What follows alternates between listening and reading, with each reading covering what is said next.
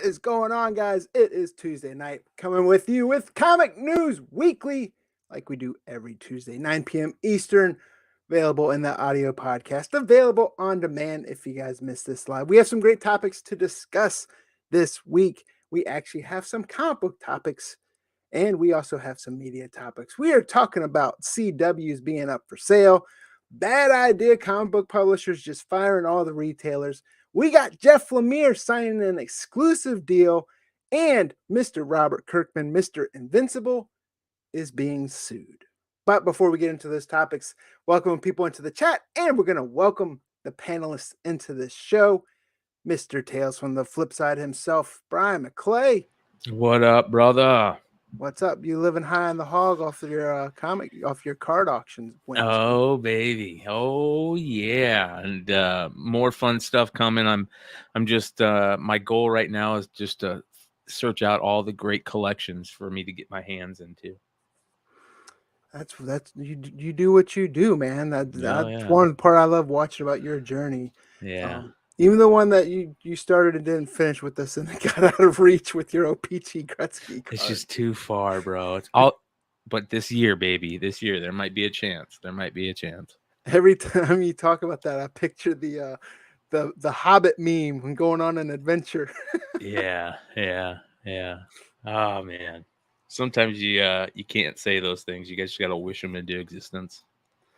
And we are running Fearsome Foursome again tonight. Let's bring in the next person all the way out in LA himself right now on, I don't know if it's a leisure business trip, but we had a good discussion before the show. And that's Mr. Dan from that YouTube channel, Dank Comics. What's up? It's more like a business leisure, or leisure business. Leisure. You know what I'm saying? No, yeah. Anyway, but it's great. It's great. It's weird. LA's weird. But yeah. Good to be here.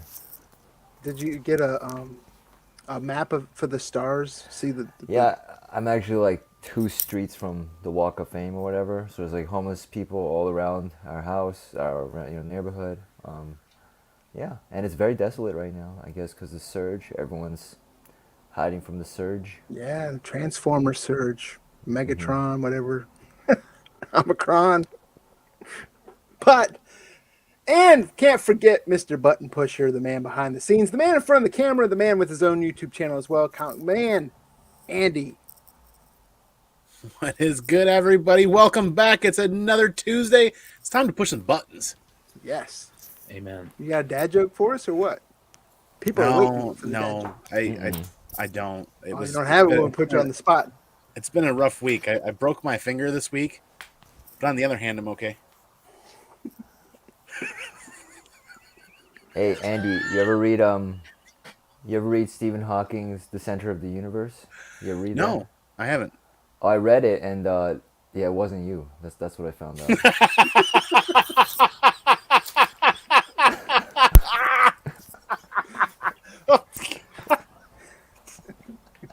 Yeah, we can only go up from here. Oh. Well, welcome. We got Cantankerous as always in the chat. And Mr. Major Issues, love that name. Kind of feels like I need to change mine to that as well. But amen. Like I said at the top of the show, we have some great topics. And Mr. Andy Tomberlin, he can't be with us tonight. He's working hardly working, but either way, he wishes he could be here. At least he tells us that in the chat. He works at Hardee's. That's the thing. Yeah. Yeah, I mean, and tomorrow, towards the end of the show, we're going to give our new comic book day picks. There's some books coming out tomorrow. I'm excited for tomorrow's new comic book day. And New Year, I brought back my FOC video that people were asking me for, so if you guys haven't checked that out, FOC is passed, but you can see the books I talked about or catch this coming week's final or cutoff. I am doing indie heavy. I'm not concentrating on the big two as much. There's a lot of FOC videos out there that concentrate on Marvel, DC. I'm emphasizing indie and small print, and then sprinkling in some big two here and there. But you know, that's something I'm going to be doing a lot this year. I think is taking part in some of those FOC, cherry pickings. Yeah. There's big money to be made in there if you do it right. Heck yeah, FOC. Not just for me. Yeah, overall. Unfortunately, everybody thought that way for a very long time. Yeah. And, yeah. People hated it. Yep. That's ruining the hobby. Yep. Yep. Yeah.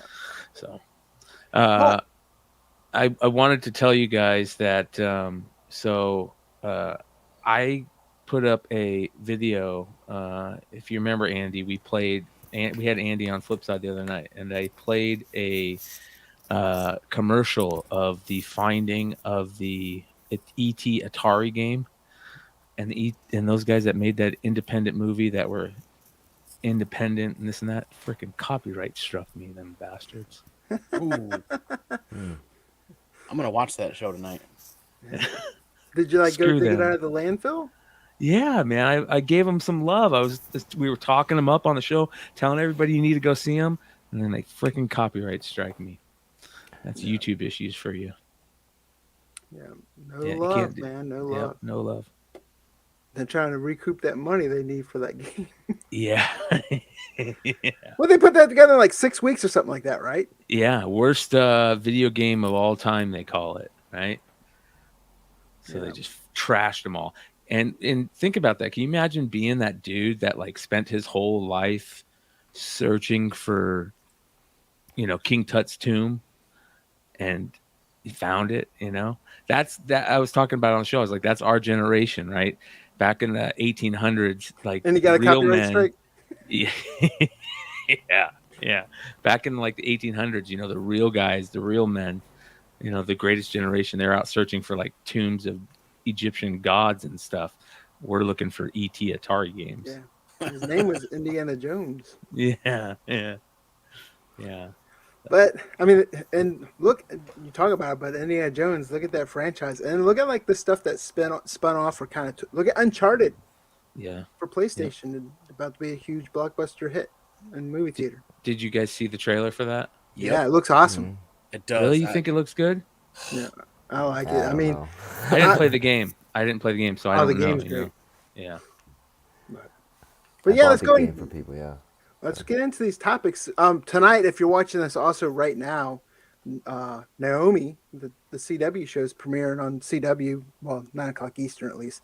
But the first topic we're going to talk about is the CW actually looks to be up for sale. It looks like Warner Brothers, ViacomCBS is in talks. I think Nexstar is they're in big negotiations with right now, looking to either take a majority stake in it or sell it outright. And it looks like through these conversations they're having with this Nexstar company is that it's going to be like a majority stake, and they're saying it still could fall through, but they're hoping that it goes as planned.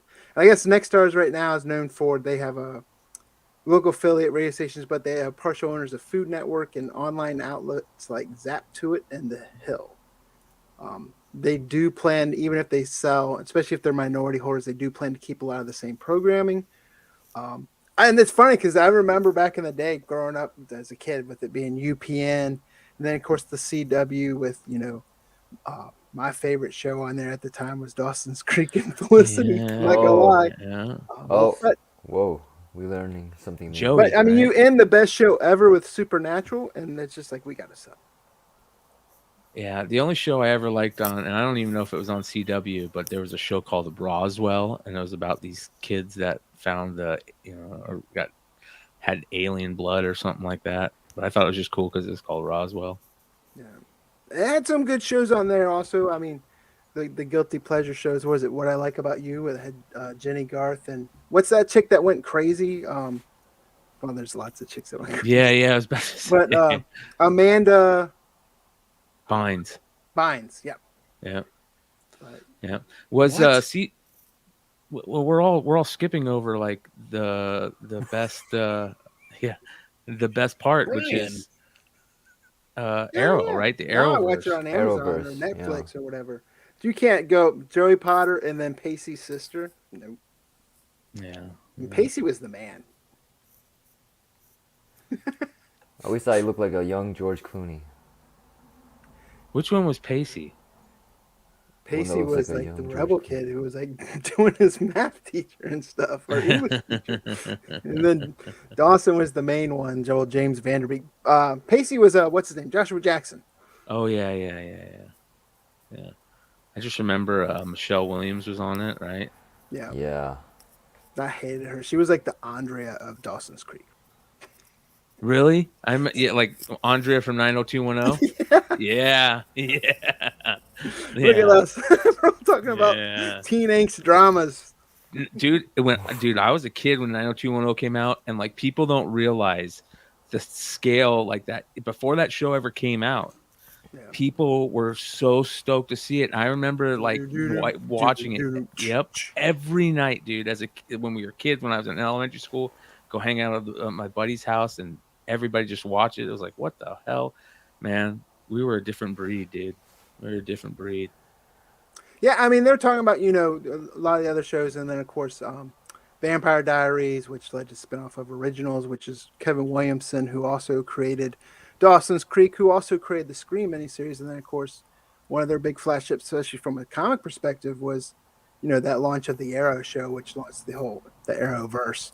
But it's crazy to see. And then, like we just mentioned it, I know people have kind of been talking about it, but you don't hear anything like the fervor we heard a year, 2 years ago with the launch of Naomi and how popular Naomi was. Here she is starting her TV show. I'm gonna watch it. I'm excited to watch it, but you're not hearing the hype behind it as people were approaching this. There's no buzz. Yeah, there really isn't much buzz. But CW for me now stands for can't wait to watch this Naomi show, because I remember a lot of the talk and discussion in the community when the book, and we saw what that book did on the secondary market, and I've got copies. I read it. I enjoyed this series. I'm really looking forward to seeing what they how they adapt it into the show. yeah, and she's coming back, and I mean, what they got, what they call it, season 2, volume 2, whatever in the comic book. But, And I don't read DC didn't anymore. they order a season 2 of Naomi too on the CW already? no, I'm talking about DC No? comic, the I mean, Bendis. yeah, based on the marketing and like, I feel like they don't have that much faith in it, and I sold my 9/8 Naomi's, like when I saw that trailer and like no one talking about it, I'm like, all right, time to sell. Yep. CW, it like reminds me, like follows that tradition of Xena and Hercules, like that kind of mid-budget show. And with the streaming wars and all the money pouring into the streaming wars, you're getting like movie quality shows. That quality is reached a certain level that CW is just not kind of attaining. I feel like they're kind of a throwback, and that's why this random media company no one's ever heard of is like they're trying to beg them to be bought by them. It's a little strange to me. I don't know. Yeah, I think it's hard. I think you bring up a good point, but I also think, like I said, I used to love Dawson's Creek, and I loved the Arrow shows. I didn't get into Legends of Tomorrow. I watched Arrow and Flash. I did like Stargirl, but I also think for the wrong demographic that the CW is marketed to, it's marketed towards that younger adult generation. And then you brought up the good point, not just streaming wars, but that younger generation isn't watching much TV nowadays. They're all watching Tickety Tock Tock, and they're on their phones. They're on YouTube. They're doing video games. It's not like normal us coming up and all we had was the TV to watch and sit down. And there's no family entertainment as much anymore, or if there is, it's on demand, and you can flip what you want to watch when you want to watch on the TV, and then go do your own thing again. Yeah, I haven't watched regular TV on a TV like a old school set top, cable box or a cable program in 10 years. I cut that cord 10 years ago, man. And when I did it, I found myself that I quit watching shows like that, right? I quit watching those medium budget kind of like, shows that usually aren't that good. And, you're just watching because there isn't anything else on the flipper, because now I'm like, okay, I know, I'll wait for a show to be done and watch the whole thing. And that's kind of where I've gotten. I feel like I've become that trade person, that person that waits for the, the comics to be done go get the trade now too, because I'm so used to that, and I'm so used to going on, YouTube and finding, something that I really want to watch now, instead of, just settling on something like Hercules or, you know, Arrow. Or I wasn't a Yeah. big fan of Arrow. Especially now that everything's available on demand or DVR it, and then because you don't want to, no one wants to watch commercials Yeah, anymore. you're right.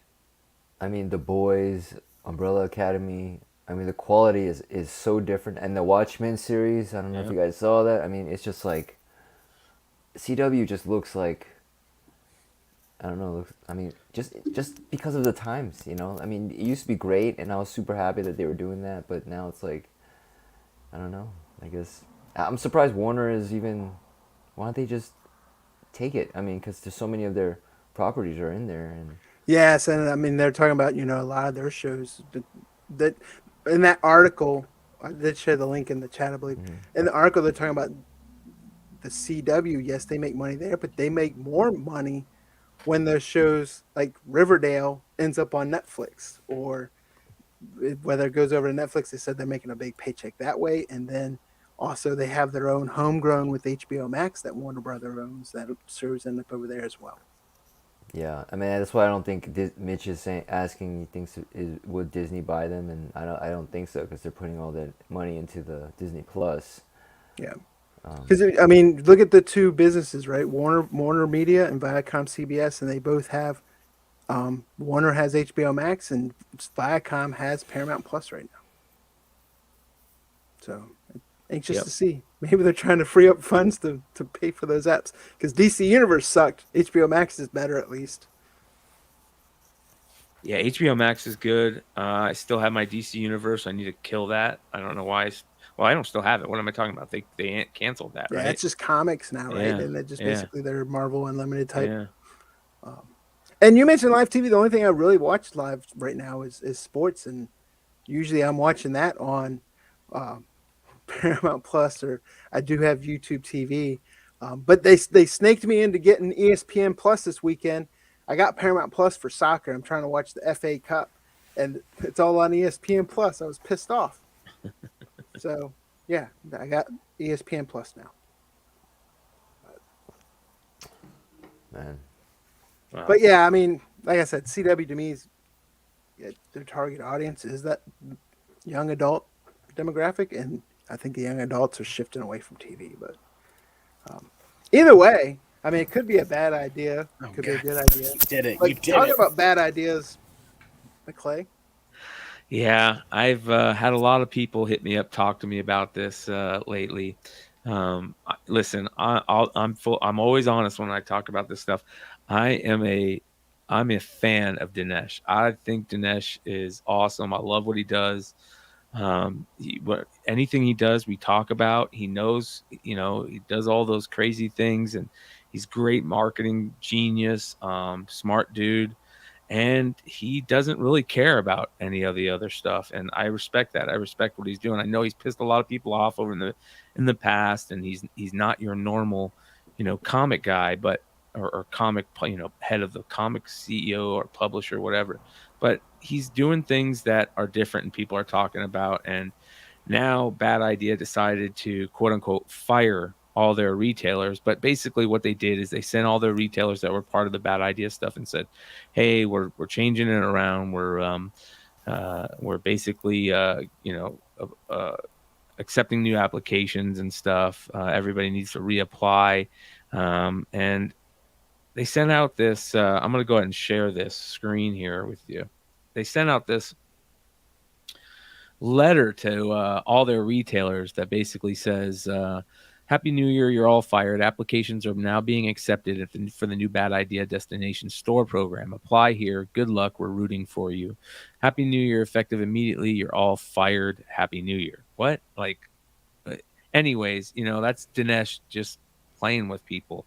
He says, in order to apply, you must keep the Bad Idea point of purchase items prominently displayed for the time being. We had a very specific disposal plans and will be in touch about those shortly. 2, you must continue to honor and abide by the rest of the Bad Idea rules through the release of the remaining final 5 issues. delayed by the paper crisis and beyond. 3, must have an account in good financial standing with no past due invoices. And 4, must complete the application form below. I don't get why he's doing this. I'll be honest. This is the stuff that I don't get. I get It the other sounds like stuff. a rider for a Yeah. band.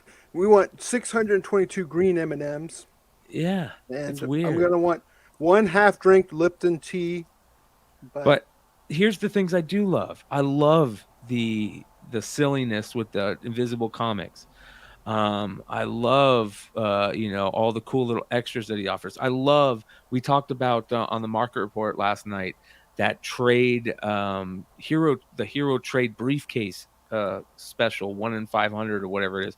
They only made like 50 of them, and they sent them out to people that did cool things that Dinesh thought was funny. If they sent Dinesh a personal letter that said something funny, he sent them to certain people, which I love that stuff. I think that stuff's great. That's a tool from Stan Lee's toolbox, and that's the stuff I hope that he keeps continue doing.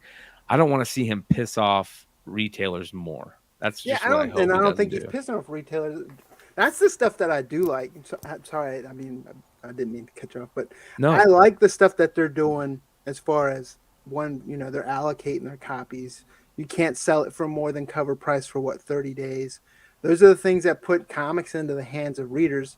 And then I understand that they're trying to make it collectible, and I understand I understand the frustration side of it too from readers, especially if you don't have a brick and mortar store or a store that's carrying it, and then you're relying on secondary market, but that creates that collectible and the people that are able to get it. I had the whole first lineup in my pull box, and they're good books and they're great books. And I often wondered, speaking of Dinesh, I was wondering if these were things that he ever had in mind when at Valiant and then just couldn't get done, or if this was just a whole new brain trust and it's like bad idea. Call it bad idea. I mean, the whole thing seems lopsided when you come out calling it bad idea. I remember talking about this on this channel like 2 years ago, or a year and a half ago, when they're first coming out, and some of the creators that they had going on, and great books. The Matt Kent book was it ENIAC, right? yeah. Mm-hmm. One of their first titles. Loved that book, and it definitely created a buzz. And they say no publicity is bad publicity, right? So there's always talk, churn, whether it's for or against. I've just never seen there gets a lot of vitriol that gets created, and my mindset is if you don't like it, you're not really out anything by not buying it.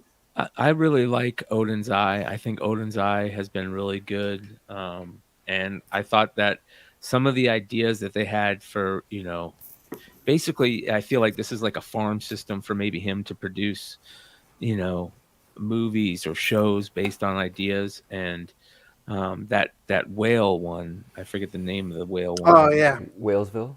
Yeah, Whalesville. Yeah, I thought that was a great, cool idea too.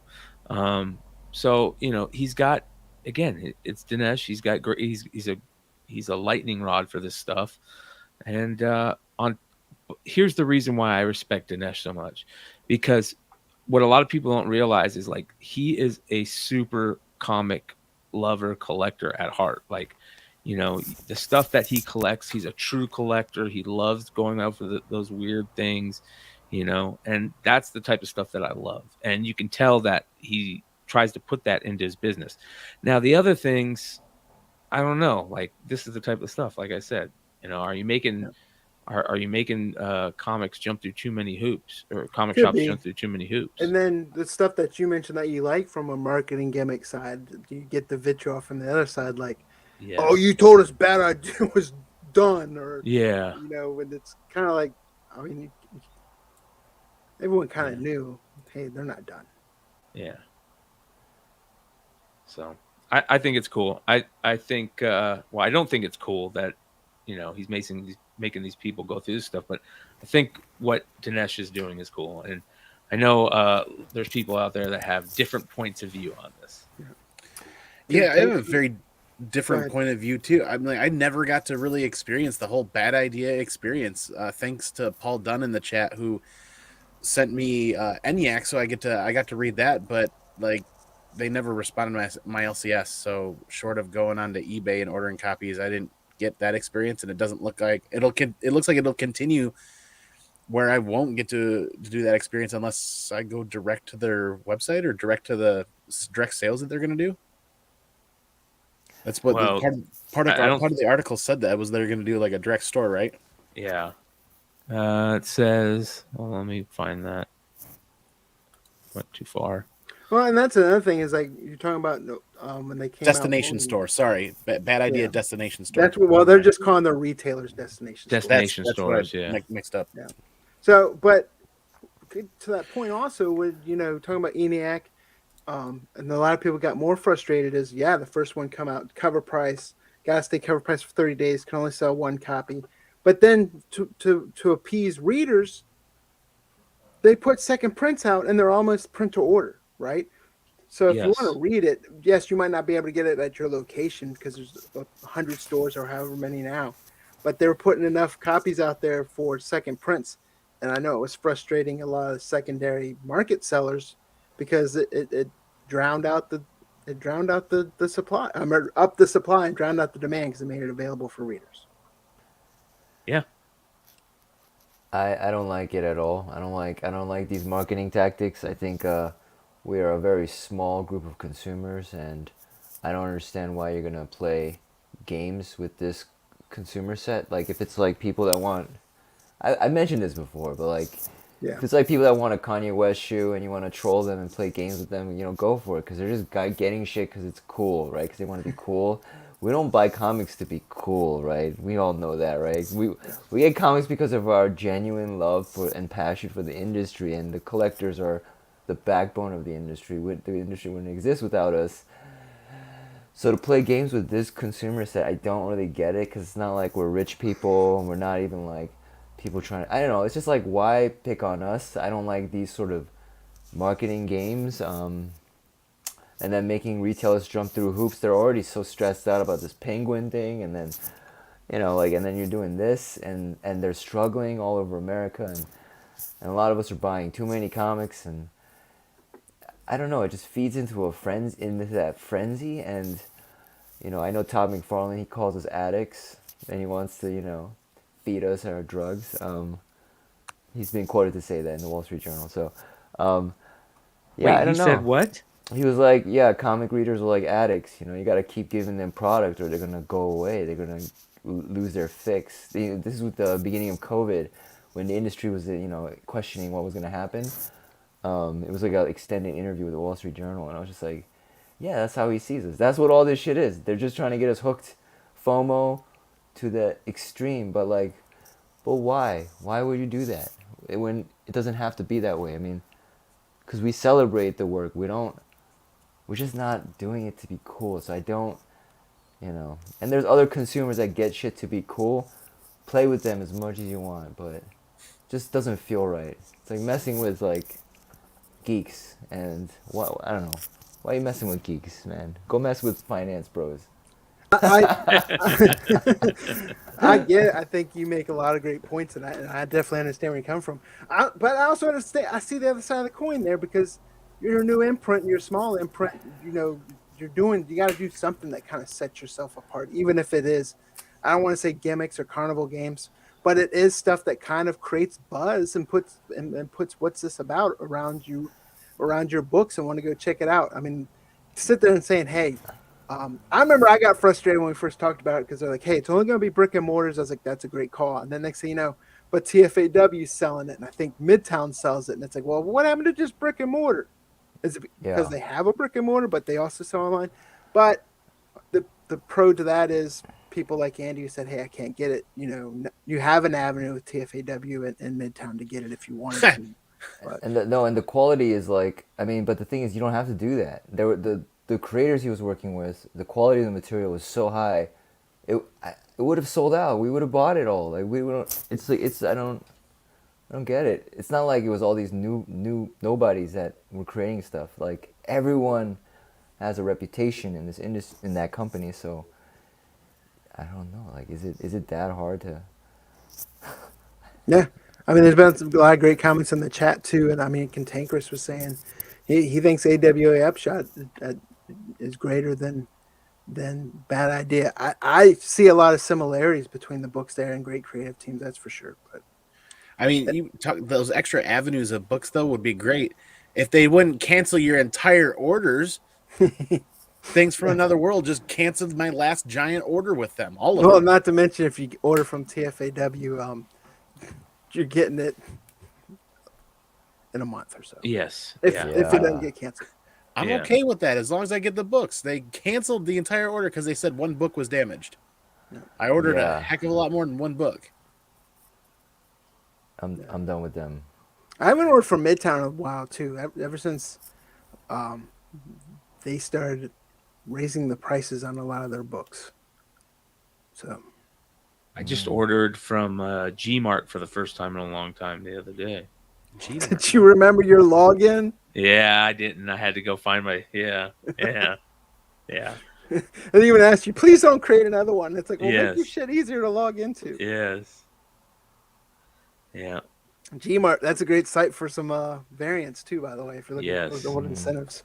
Yes. That's actually what I bought. Shout out to one of our IG viewers that hit me up and was like, I heard you were looking for this. And I'm like, thank you, sir. Contagious says DCBS. I saw DCBS just like moved warehouses or something because their warehouse or whatever was up for sale not too long ago. Where are someone they shared, at? like, Are they based in Colorado? Where are they based out of? I forget now, but I think they do shipping for Boom Studios as well. Interesting. I remember being a customer of theirs when they first started. And it was awesome. But the only problem was back then you would get one package a month and you had to wait because you had to put in your order with a preview. So you had to wait 3 months until you got your first order. But then once they started coming in, so that initial wait for that first order was hell. But when they started coming in, oh, was it glorious. It all came in one box. They all came in Mylars and fullbacks, and you could just order variants and all your books super cheap. And they had their sister company that was the trade paperback company, and you could get all the absolutes and stuff from them and all the toys. I would just buy cases. I'd be like, okay, new DC's Dark Knight series of figures are coming out. I'll just take the whole case. Yeah. It was awesome. But they're slightly different now. I saw Tom put in the chat. Besides TFA in Midtown, any recommendations? I'm assuming, I know it's bad to assume, that he is speaking specifically for Bad Idea books. I know my local comic book store, Third Eye Comics, they do sell their Bad Idea books online as well. And then I also shared the link for the whole Bad Idea destination stores. So I would look through those, check stores that have websites, because a lot of those stores probably sell them online as well. Oh yeah. But in other news, Dan, there's some good Jeff Lemire news, right? Yes, Jeff Lemire, he has signed an exclusive deal with Image starting with all of his work in 2022. And with that exclusive deal, he's going to create a horror universe called the Orchard Mythos, related to Gideon Falls, right? And also his Substack work will be printed through Image. But the Black Hammer universe will still be at Dark Horse. And it looks like this will be the end of him working for DC and Marvel at all. So I guess, these exclusive deals seem to have many caveats. And, yeah, but I guess he's having a good relationship. And I think this is the second exclusive after Ed Brubaker and Sean Phillips signed an exclusive with Image. So I guess Image is starting to get those exclusives. But, yeah, I guess they're like making Image the printer for a lot, especially for the Substack stuff. So that's kind of interesting,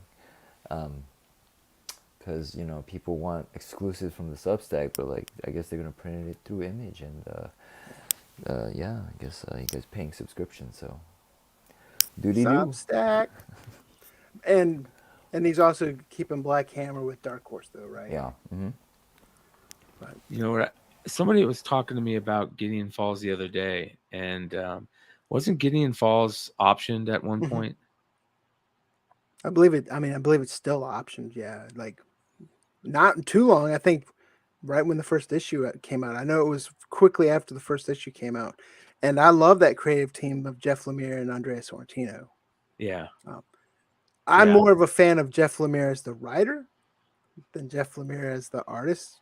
Yeah. I'm not a huge fan of art of his art, and I always keep. I know it's a broken record, but him being exclusive to Image, so I'm not going to see it again. But his Green Arrow run in New 52 is kind of what made me aware of Jeff Lemire. Yeah. Then of course Descender, Ascender, a whole bunch of other books. His I know people Moon aren't reading Knight. DC, but Robin and Batman right now is actually pretty decent. I love his Moon Knight. Yeah. So. Yeah, I feel like he's gonna be the next Kirkman. He's like, he seems like primed to be the next Kirkman. Well, and it's funny because, yeah, this is exclusive to Image, but at the same time, as a comic book fan, it's like it's great news for him. But to me, it doesn't mean too much because it seems like a majority of what he does is through Image Comics, anyways. He's like they mentioned in that article, Swamp Thing, Green Hell. He does do some DC work, but most of the books that I end up reading are his Image books. Yeah. Yep. Yeah, that Primordial, right? That's a big one. I don't know what's going on in that series, but first issue was great. I haven't read anything since past the first issue. It's good. It's trippy. It's good though. Andy's sitting quiet. I know he's a big Jeff Lemire fan. Yeah, I'm really excited. I mean, looking back, I could have sworn Gideon Falls was like that bidding war between companies at one point right after the first issue, and then I never even looked to see if it landed anywhere. But that was one of my first introductions to like Lemire work and that creative team, that powerhouse creative team of Lemire and Sorrento. And I cannot wait to see more, especially Little Monsters is on the docket for Image. That looks really good. Same creative team. And if they're going to be working exclusively with, he's going to be working exclusively with Image and then teaming That's that up one with Fred Savage and Howie Mandel, right? I wondered if somebody was going to go there. I love that. I love that mood. That movie was amazing, dude. That was good. I'm excited for the future of Image and those titles there. I feel like they're going to be putting the big two to shame for quite some time to come. Haven for Heroes put in there. Lemire's Bloodshot was the best book no one read. I'll admit I haven't read it, but I've heard that repeated numerous times. yeah, I mean, Image is, it's like Vertigo. It's like becoming Vertigo. I feel like Yeah. I miss Vertigo. Yep. Yeah. Big E, never heard of Substack. A lot of indie creators, a lot of creators are going to that Substack model now where I know, Andy, you subscribe to the Tynan Substack. So a lot of them are doing these Substack subscriptions where one for newsletter so they can publish their own publicity, but then they're also printing, or I say printing, for the most part, it's digital subscriptions, but a lot of them are offering exclusive prints, right? I know like Donnie Cates is getting ready to do that with Ryan with Stegman, James Tynan, a whole bunch of creators are starting to pick up on Substack. Quite a bit. We'll see how that pans out going forward. I know some of the print exclusives you can only get if you are like a day one founder, but I guess it kind of depends on who's the owner of that Substack too and the rules that they set. Yep. We'll see. We'll see how this all pans out. Yeah. Read the tea leaves for us, Dan. I see. Well, they got paid giant bonuses to get on board, all these creators. It's not like they were like, wow, this is the weight of the future. This is like, they were just paid a bunch of money to do it. So we'll see what happens. And then once that venture capital money dries up, because it doesn't seem like a sustainable model, and I've been seeing unboxings of people extremely unsatisfied with their Substack things or whatever, because it just doesn't feel like what was promised. But we'll see what happens. Never know until you try, though, right? Yeah, but it's not organic. That's my thing. It's like it wasn't like organically created after a lot of innovation, and it was just like, we got all this money, let's just pay them out. And then they're acting like, Tynan did that whole like I'm quitting social media. They're so I don't really cheesy. know what the hell's Yeah. going on over Donnie there. Cates did the same thing with Yep. Twitter. yeah. Because these Twitter. people Goes to paid my me a Substack. $250,000 and their interaction with the internet is not the same as ours. So them lecturing us about the nature of the internet, it's first of all it feels very like feels patronizing to me because we all know the internet's got a lot of issues. Who are you? That's Why why are you it's the lecturing people? internet. Yeah, but like these creators with all this clout are lecturing lonely, regular people all over the world that do social media for different reasons. They don't get like 2,000 likes for every little dumb comment. They don't know what that is. I don't know. It's I can go on and on and on. I mean, yeah. I mean, that's the internet for you. There's no non-repudiation with the internet, right? You can just sit there and Yeah. be like, that wasn't me. No, I didn't put that. Someone hacked my account. Yeah. That's the scary thing nowadays. Like, the internet used to be that place where you could go there and hide behind a fake name and, just do whatever you want and not have no repercussions. Not anymore. Well, and the scarier side is you can get banned. Uh-huh. Yep. It's like, Yep. we want you to see our view only and pick and choose who you let on there and cater to your views. But that's the internet. Yep. Speaking of scary things on the internet, Oh. Kirkman is now being sued over animated show profits for Invincible. Creator of comic book properties such as The Walking Dead is now being sued over profits of the Invincible TV series. According to THR, artist William Crabtree says he co-created the series and is suing Kirkman for lost profits on the Amazon Studios adaptation. Crabtree, who was the colorist on the first 50 issues of the series, claims he was deceived by Kirkman and led to abandon his copyright on the property. Kind of interesting. Does this sound familiar to anybody? I mean, Yeah. Walking Dead, him and Tony Moore. Yeah, Tony Moore. Yeah. And they reached an agreement, and my hope is that something similar fashion happens, because look where The Walking Dead is now. Look where that book is on the secondary market, and the TV shows and the movie properties that are happening, because we all want to see more of Invincible, right? I mean, I haven't heard anybody out there that truly had something bad to say about it. It was either they loved it or some people was just like, it's not my thing, and I moved on. But And we got live action coming too. Yeah. Live action. Yee! Turtle Man. Rooster. I don't care if we get more Invincible. I love Robert Kirkman. I always love Robert Kirkman for, Battle Pope alone, and Invincible to me What was about Irredeemable Ant-Man? Yeah. Battle Pope, or I mean, Invincible to me is way better than Walking Dead. I think Walking Dead's good, but I think Invincible is way better. And but I do like to see people that were involved at least get paid, because that's kind of shitty, Well, Like, especially if he did get snaked out of his Yeah. out of it. I mean, and maybe he didn't. Maybe Yeah. we don't know. But like I don't know. the whole thing between him and Tony Moore, that sucked. But Tony Moore was a big part of that that whole time period. Him and Tony Moore were together from the very beginning. Battle Pope. Yeah, Tony Moore didn't do Invincible, but they were friends at the time. And Walking Dead was all those first 10 issues were big Tony Moore things. He did all those covers, and it sucks to see somebody get Bill fingered, or Schustered, or Or Yeah. Kirby'd. yes, Dick code. yeah, Dick Code.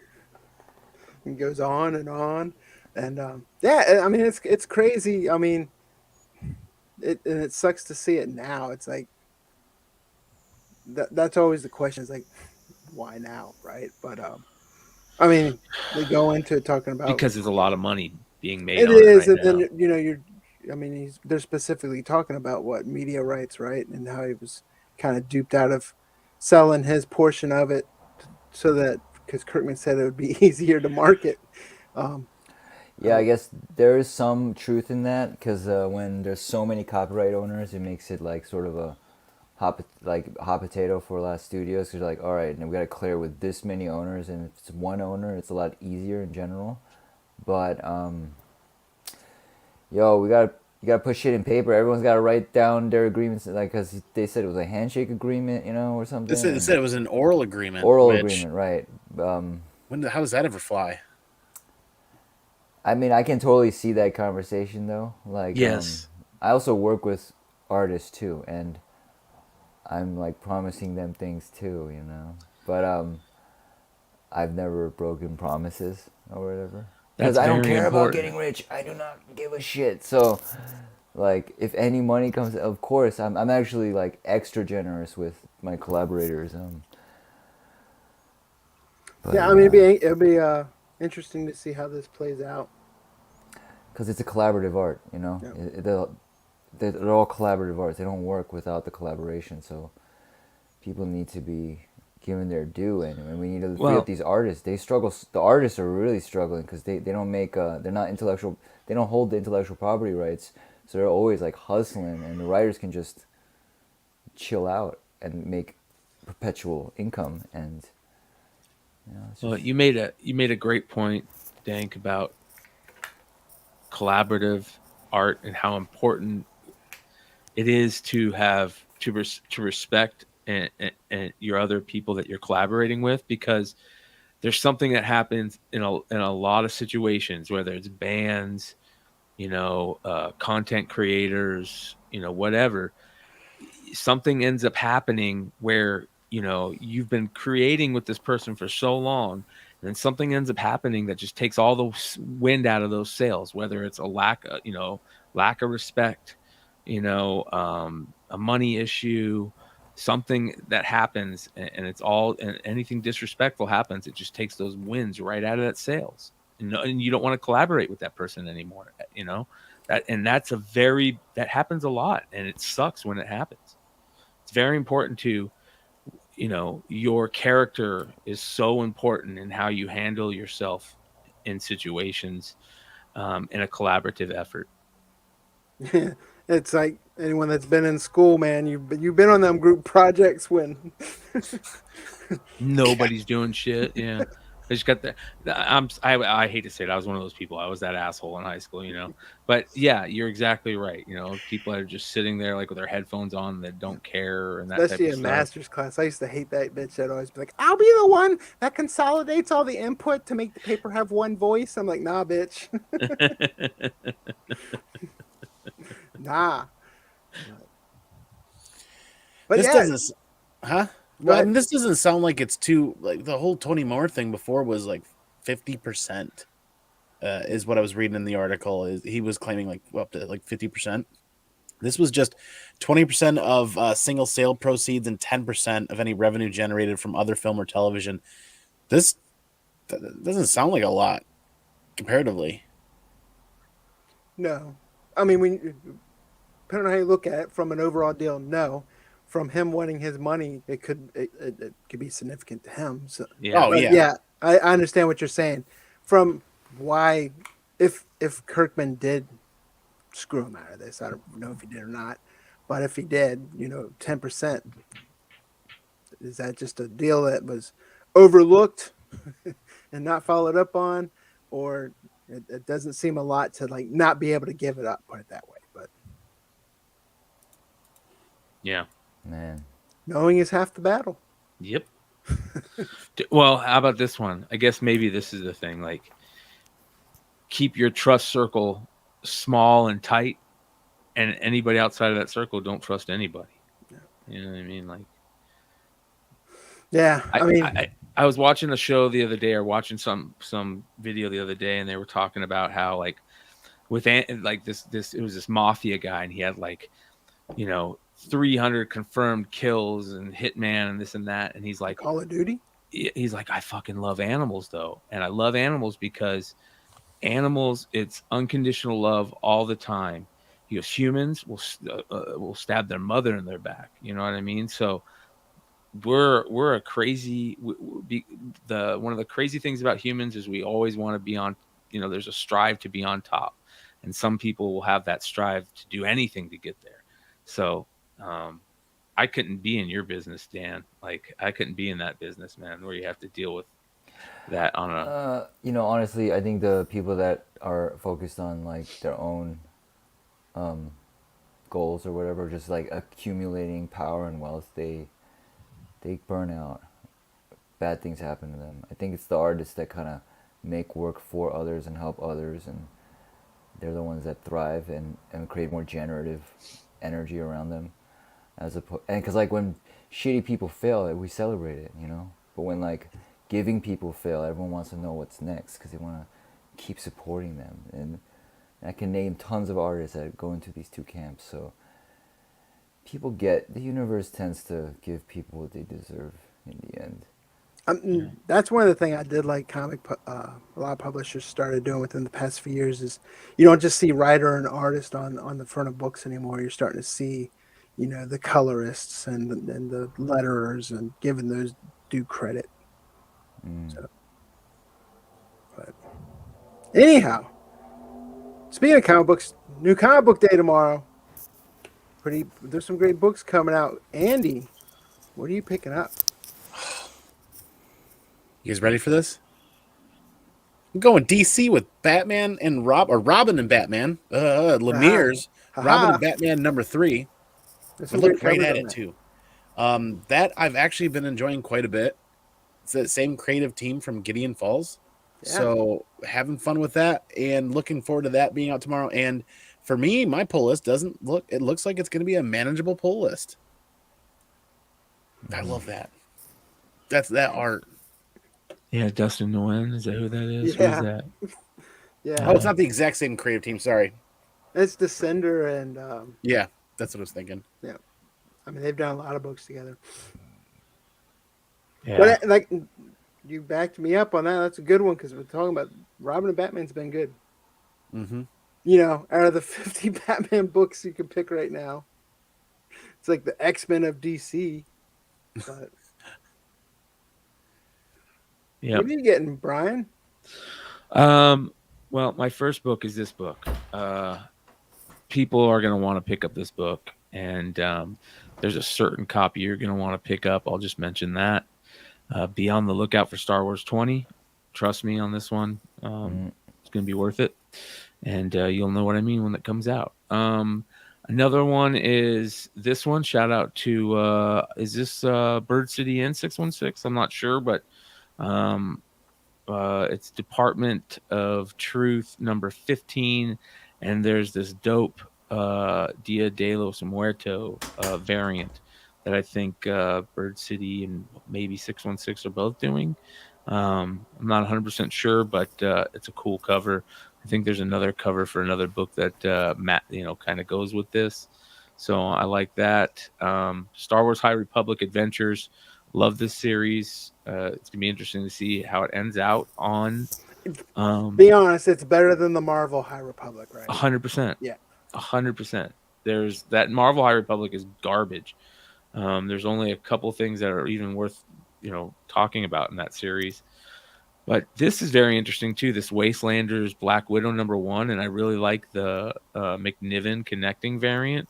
Look how cool that cover is with Old Man Hawkeye and Old Woman Black Widow.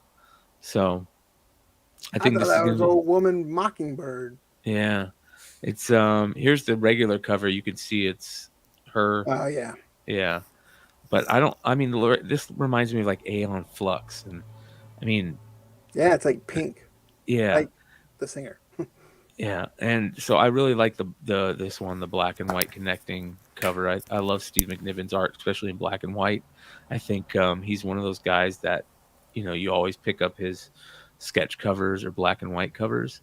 But there's one book that I think I talked about before, but I think it got pushed back, and that's his Rockabilly Monsters. I'm really interested to see how this is. Second Sight's got another book coming out tomorrow too that looks pretty interesting. Yeah.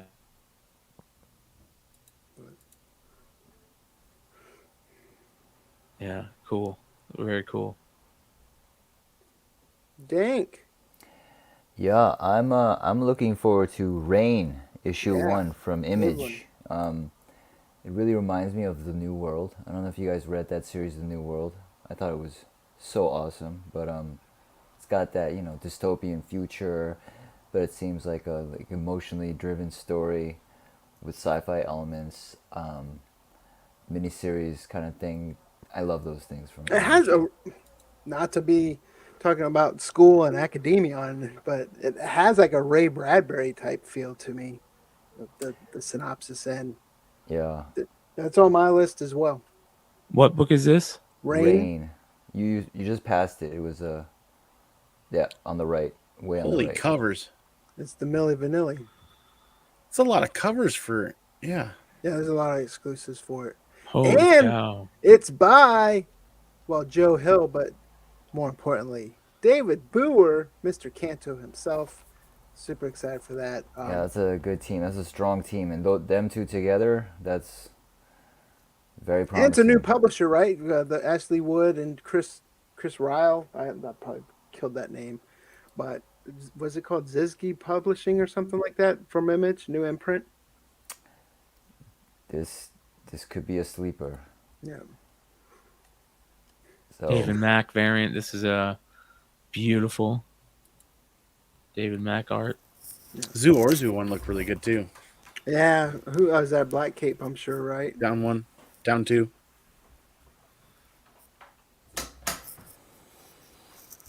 Yeah. It's interesting. Here's John Gallagher. Oh, nice. Is that the guy that smashes watermelons? I'm just kidding. I still love Gallagher's Transformer covers. Yes. I'll be honest. Oh wow, look at that. That's cool. Yeah. I like that cover a lot. And a lot of those are exclusive variants that he's showing. You know, I'm really, I hate to say it, and this is not to harsh on, I'm not saying any of these artists are bad. I'm just saying I'm getting tired of some of the digital art. I'm not liking it as much. You know what I mean? I'm getting tired of it. I can appreciate that. Yeah. you don't have any NFTs? No. No. Next week, Brian will say, "Get off my lawn." Yeah. I was feeling that. I felt that same way for a while with animation. You know, going to the computer-based animation versus hand-drawn for the while. I couldn't stand like new Disney movies because I like the old school Yeah. animation style. But Yeah. Yeah. Death of Doctor Strange Bloodstone is very interesting. I love that they're, let me go back to this. Let's see how far we are. What are we doing? There we go. That Bloodstone looks actually very interesting. Where is it? Should be right here, right? No? Did I pass it? Anyways, I love that they're bringing there's a new Bloodstone that's showing up in that. Here right it there is. in the middle. So there's a new Bloodstone that's showing up, and this 1 in 10 design cover might be worth picking up. It's Lyra Bloodstone, her sister. So I think I really like this 1 in 10 design variant. But look how beautiful this wolf variant is. Absolutely gorgeous. This is terrible. Hold on, let me get a better picture of this. This book is crazy beautiful. When you can look into it. I like how the trade dress doesn't really cover it up. Yeah. All right, here we go. Boom.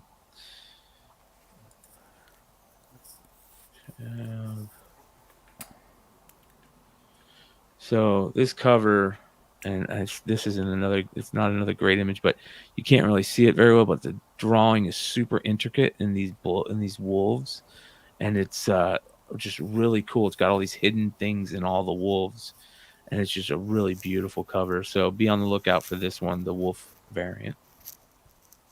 Almost like a bunch of really cool tattoo work.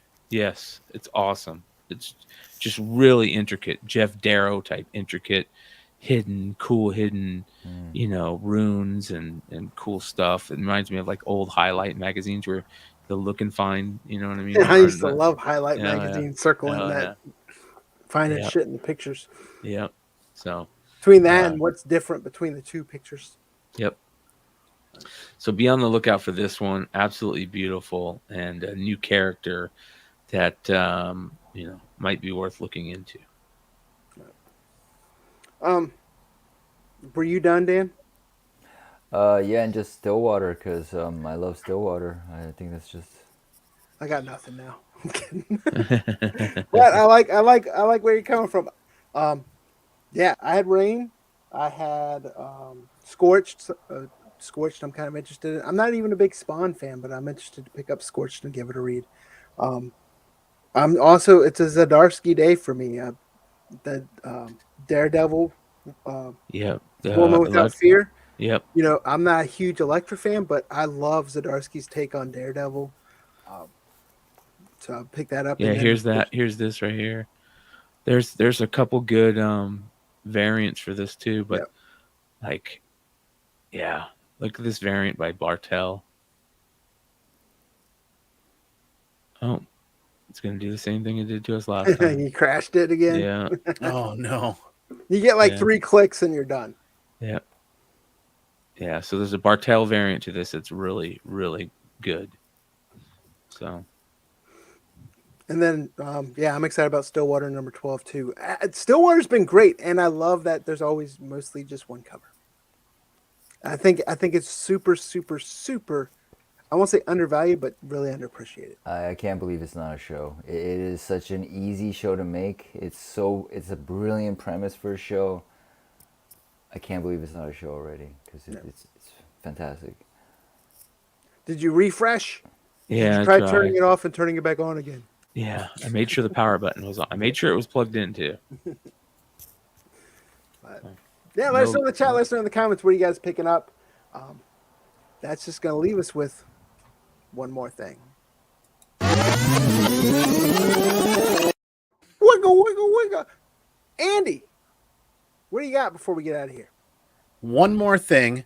This Friday, 9 p.m. ish, and do another Whatnot sale. I'm really enjoying the 10 or 15 books on a Friday night. Make it like a half an hour to a 40-minute hangout, maybe 20. And I love doing the stealth drop idea where I bring something fire and just let everybody figure out what it is when we decide to drop it there. It's a ton of fun.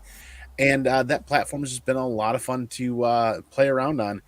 And they've gone a little bit PC. And not in the way you think. You can access those live feeds and live streams, and you can buy live on PCs now. Oh, go right to your. It'll work on Mac then. It'll work on Mac.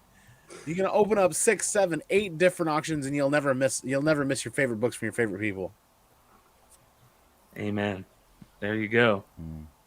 All right. So last week, I think I mentioned about the card collection, and so my one more thing is, if you remember, Brian said any Barry Bonds rookies, right? So look at this. You ready? So Barry Bonds rookies. Oh wow! Whoa! Yeah, Top. Barry Bonds Fleer rookies. Ultra. I mean Fleer Ultra. Fleer update. Sorry. Fleer update. Barry Bonds rookies. Barry Bonds rookies. Donruss rookies. Oh, I miss those hats. Yeah, Barry Bonds rookies. 87 tops. Barry Bonds rookies 87 Donruss. So you that's like my childhood right there. Right? Oh, look at all these, man. They just keep coming. Like, remember going and getting pissed because my friend had like each sheet in his binder of like all Don. Yeah, it's crazy. Yeah, Barry Bonds rookies. So you let me know, Wood, which ones you do not have, and we'll send you a care package out your way. Yeah, I got some stuff to send you still, by the way, too. But hell yeah. Do you? Controversial, but I know my answer because I'm a fan. But Bonds, should he or shouldn't he be? Here's my thing. Hall of Fame is what. Yeah, Hall of Fame. So there's a big talk right now because it's the last year that the writers can vote Barry Bonds, Sammy Sosa, and Roger Clemens into the Hall of Fame. If they go this year, now it goes onto the Veterans Committee, and it's it's a different ball game, and they might not make it into the Hall of Fame. And I've been reading I read a guy that said, when Barry Bonds first showed up 10 years ago, and those guys first showed up, he didn't vote him in. He's not going to vote him in now. But my feeling is, I think that we've made our statement, right? I think that we've said that we don't appreciate, what they did and, how they did it.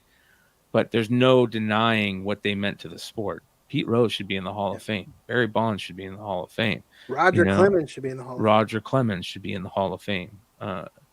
So I think you're holding a little bit too much what they do outside of the sport. If the Hall of Fame is about the sport, right? So that's what they say. Is it the player or is it the character? Exactly. Barry Bonds, let's be honest, Barry Bonds was an ass. Like, the dude was a jerk among jerks. He was. But I think he gets some of that from his godfather. Yes, he does. Yeah. But yeah, there's a great ESPN. Is it ESPN 60 or there's one of those? There's a whole thing on Bonds, but sorry, I was just giving Dan time to prepare for his one more thing with it. Me, so I guess I'm offering these like a donation thing where I am sort of a life coach, and I help certain up and coming celebrities and spiritual leaders. I'm sort of their counsel, but I've helped them to great success, and I help people achieve their like wildest dreams, and I'm pretty good at it. But anyway, there's this person, and her father has Lyme's disease, and she has to pay for some treatment thing. So we're gonna set up this donation thing where you can pay $50 to donate, but it will give you like a session that I would do and help you kind of figure out how to rework the story that you have of yourself in your mind to kind of reshape reality by changing the story and reframing what it is you're trying to do, and kind of helping you kind of ground and understand the purpose of your goals. Blah, blah, blah, blah, blah. I don't have all the details with me right now, but we're working on all the details. But that's something I do on the side. It's a lot of fun. Where can people go to find those details when they're worked out? I don't know. So I will let you guys know next week. I'm sure I'll work it all out by then. But yeah, definitely gotta let us know. But yeah, I mean, I do that for anyone, honestly, in the community. I do it for free all the time, so it's something it's a gift. So I like to share it for free as much as I can. Amen. Yeah. That's why Jesus was murdered, by the way, because he was healing people for free. That's actually what got him killed. Yeah. Everybody else was taking money. That was the thing. That's why they really took him out. Yeah, and he also took people that were taking people's money. He's like, tax collector, come with me. Don't do that. He was against the exchange of this stuff, and that's what got him killed. Deep stuff. I don't even know where. How to follow that? Yeah, but speaking of taking people's money, I will tell you one more thing. Tomorrow night we are having an exclusive Patreon hangout. So anyone in that Simple Man's Comics Patreon, we will be having our own private hangout, talking shenanigans. I got some books to give away too, so I'm gonna give away some Patreon members tomorrow night. I also have more books to give away on upcoming live streams for this show. So make sure you guys let people know, tune in, share this video out, put the comments in there. We got some great books. I have plenty of books to give away. I need to get rid of some shit. So we're going to be doing that here very, very soon. And I just started playing Destiny again on PlayStation 5. I forgot how the controls worked. I was getting my ass kicked, but I've been having some fun with that. I went into it's just crazy. But if you guys are playing Destiny, that game's fun. It makes Halo look like, I don't even know. I don't know, man. I got a buddy who was a OG MLG Halo pro, and he said the new Halo is amazing. Infinite or whatever? Yeah. he said he said it's like he was back when he was 20 years old and Halo PC, first came Xbox, out. everything. Yeah. But there it is, guys. Too, That's yeah. our show for the night. Thanks for people in the chat. Thanks for people commenting on the replay. And if you listen to this on the audio version on that podcast, thank you as well. This is Bros and ViacomCBS. We will catch you guys in the next video. Look, they talking like they don't know a king when they see one. See him in person, he take it back like a refund. Ballin' with my brothers, all my playing D1. Daily checking chicken, he gon' spin it watching reruns. Say they real, but they